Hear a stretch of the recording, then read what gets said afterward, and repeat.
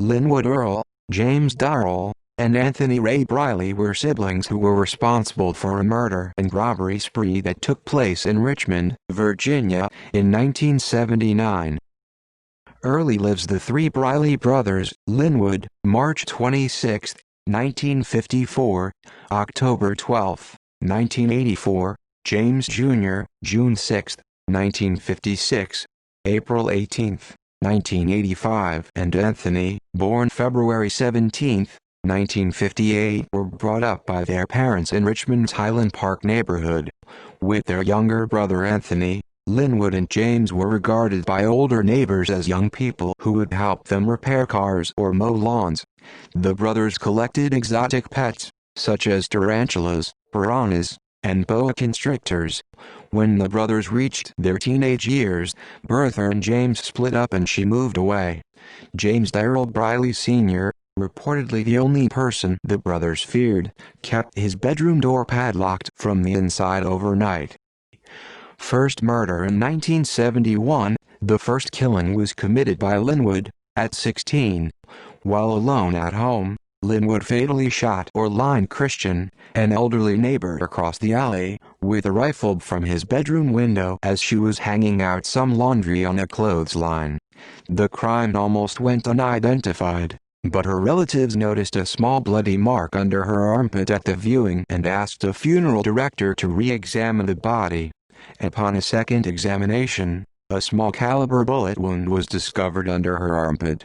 Standing in Christian's backyard, a detective used a sheet of plywood to represent her body, with a hole cut out to represent the wound. He determined that the bullet came from the Briley residence. There, the murder weapon was found and Linwood admitted to the crime by saying, "I heard she had heart problems, she would have died soon anyway." Linwood was sent to reform school to serve a one-year sentence for the killing. James followed in his path, and at the same age, having been sentenced to time in juvenile hall for firing upon a police officer during a pursuit.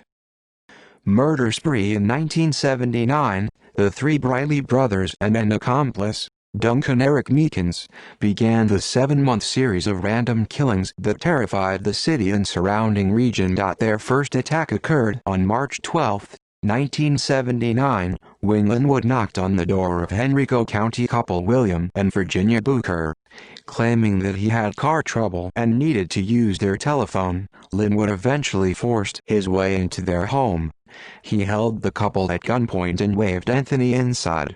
The two Brileys tied up the couple and robbed the house, dousing each room with kerosene after stripping it of valuables.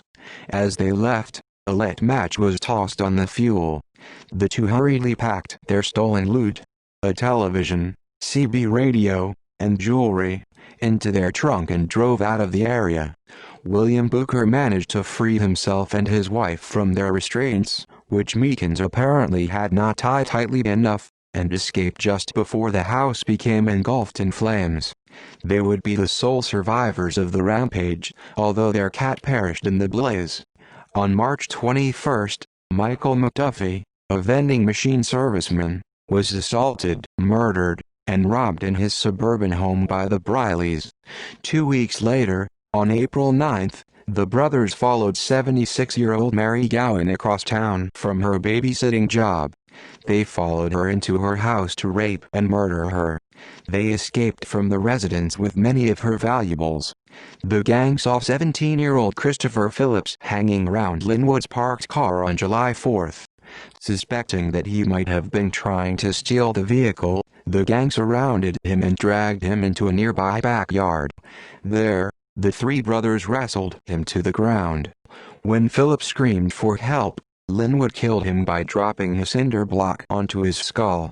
On September 14, disc jockey John Harvey, Johnny G. Gallaher, was performing with his band at a South Richmond nightclub. Stepping outside between sets for a break, he inadvertently came right into the hands of the Brileys. Having been looking around town for a victim all night without success, they decided to lie in wait for whoever might happen to step outside. Gallaher was assaulted by Linwood and put into the trunk of his own Lincoln Continental. He was then driven out to the ruins of a paper mill on Mayo Island, located in the middle of the James River, where he was removed from the trunk of his car and shot dead at point-blank range in the head. $6 was taken from his wallet and divided up. Gallaher's body was then dumped into the river. The remains were found 2 days later. When arrested months later, Linwood was still wearing a ring stolen from Gallaher's hand. On September 30th, 62-year-old private nurse Mary Wilfong was followed home to her Richmond apartment. The brothers surrounded her just outside the door and Linwood beat her to death with a baseball bat. The brothers then entered her apartment and robbed it of valuables. 5 days later, on October 5th, just 2 blocks from the Briley home on 4th Avenue, 79-year-old Blanche Page and her 59-year-old boarder Charles Garner were murdered by the brothers. Page was bludgeoned to death while Garner was fatally assaulted with various weapons, which included a baseball bat, 5 knives, a pair of scissors, and a fork. The scissors and fork were left embedded in Garner's back. The victims of the final murders were the family of Harvey Wilkerson, a longtime friend of the brothers. On the morning of October 19th, despite having promised a judge earlier that day that he would stay out of trouble while out on parole, James led his brothers on the prowl that night for yet another victim. Upon seeing the brothers down the street, Wilkerson, who lived with his 23-year-old wife Judy Diane Barton, who was 5 months pregnant at the time, and her 5-year-old son Harvey Wayne Barton, instinctively closed and locked his door. This action was noticed by the brothers, who then walked over to Wilkerson's front door. Terrified by their potential response if he refused them entry, Wilkerson allowed them in. Both adults in the home were overpowered, bound and gagged with duct tape. Linwood then assaulted Judy Barton in the kitchen, where she was raped within hearing distance of the others. Meekins continued the sexual assault, after which Linwood dragged Barton back into the living room, briefly rummaged in the premises for valuables, and then left the house. The 3 remaining gang members covered their victims with sheets. James told Meekins, "You've got to get one," upon which Meekins took a pistol and fatally shot Wilkerson in the head. James then shot Barton to death. Police happened to be in the general vicinity of the neighborhood, and later saw the gang members running down the street at high speed. They did not know where the shots had been fired. The bodies were not discovered until 3 days later, but the brothers were all arrested soon afterwards. Capture and incarceration. During interrogation by police, Meekins was offered a plea agreement in return for turning state's evidence against the Brileys. He took the offer and provided a full detailing of the crime spree. As a result, he escaped the death penalty and was incarcerated at a Virginia prison away from the Briley brothers. Under the agreement, Meekins was given a life sentence plus 80 years, which at the time of conviction would make him eligible for parole after serving 12 to 15 years.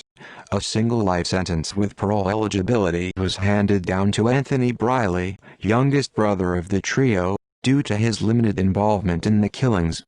Because of Virginia's Triggerman statute, both James and Linwood received numerous life sentences for murders committed during the spree, but faced capital charges only in cases where they had physically committed the actual killing of the victim.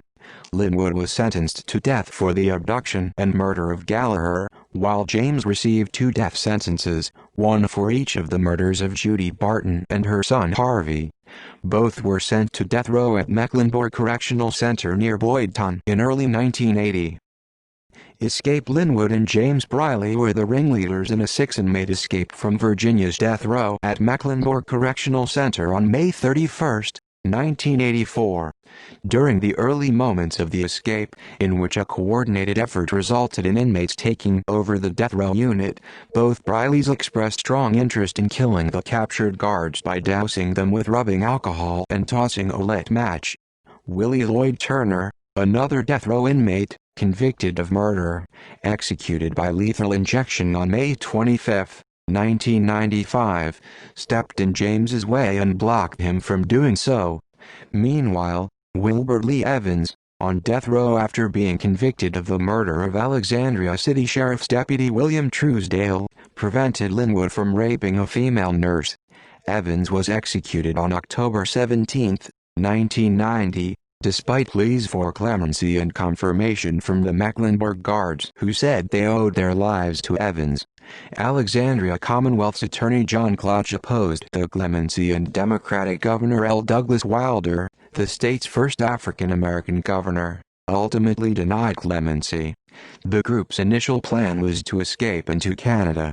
2 inmates, Lem Davis Tuggle Jr., convicted of raping and murdering one woman shortly after being released for another such crime, executed by lethal injection on December 12, 1996, and Willie Leroy Jones, convicted of 2 capital murders, executed on September 11, 1992, almost succeeded, making it as far as Vermont before being captured at gunpoint by police. The group was held at Marble Valley Correctional Facility in Rutland, pending their extradition back to Virginia. Splitting off from their 2 remaining co-escapers at Philadelphia, the Brileys went to live near their uncle, Johnny Lee Council, in the north of the city. They were captured on June 19 by a heavily armed group of FBI agents and police, who had determined their location by placing wiretaps on their uncle's phone line. Executions in short order, the remaining appeals ran out for both brothers. Several weeks before his execution, James Briley married Evangeline Grant Redding on Thursday, March 28, 1985, in a prison ceremony attended by his father, James Sr. The brothers were executed in the electric chair at the Virginia State Penitentiary in Richmond, Linwood on October 12, 1984, and James on April 18, 1985. Linwood was survived by one son, Norman Lachlan Ampe, who later served time in prison for bank robbery and died in 2015. James is survived by 3 daughters, who live in Richmond. The brothers are buried at the Council Family's Cemetery plot in Bethel, North Carolina. Anthony Ray Briley was given a life sentence with the possibility of parole, as it could not be proven that he was directly responsible for any murders. He is incarcerated at Augusta Correctional Center, about 20 miles outside Staunton, Virginia. To date, all his applications for parole have been denied by the State Parole Board, as have those of Duncan Meekins, despite recommendations from former prosecutors Robert J. Rice and Warren Von Schuck, who have cited Meekins' assistance in prosecuting and convicting the Briley brothers. See also List of fugitives from justice who disappeared, List of serial killers in the United States, List of prison escapes. References. External links: Williams, Reed, Bill McKelwey, May 13, 2009. Officials seek release for Briley brothers' accomplice. Richmond Times-Dispatch. Archived from the original on February 4, 2013. Retrieved April 4, 2012. James D. Briley at Find a Grave. Linwood E. Briley at Find a Grave.